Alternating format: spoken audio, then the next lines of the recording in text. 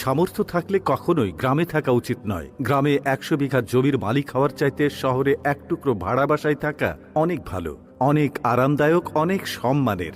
গ্রামে স্থায়ীভাবে বসবাস করাটাকে কোন সূচকে এগিয়ে রাখা যায়? আসলে এখানে বেশিরভাগ মানুষ এতটাই টক্সিক যে তারা নিজেদের ব্যক্তিগত জীবনের চাইতে আপনার জীবন নিয়ে বেশি চিন্তিত।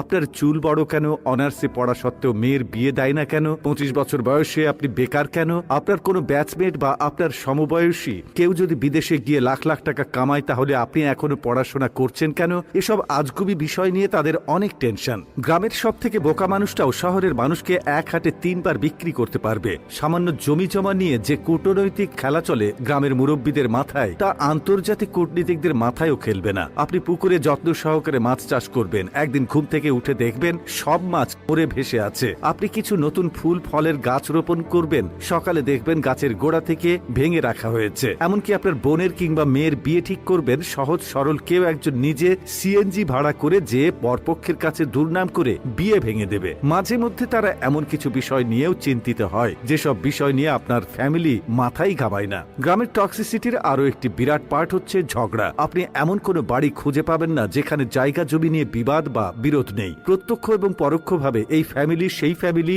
একজন আরেকজনের সাথে ঝগড়ায় লেগেই থাকে। ১ ইঞ্চি জায়গা জমি নিয়ে মামলা মোকদ্দমা, অশ্লীল ভাষায় গালি, মাথা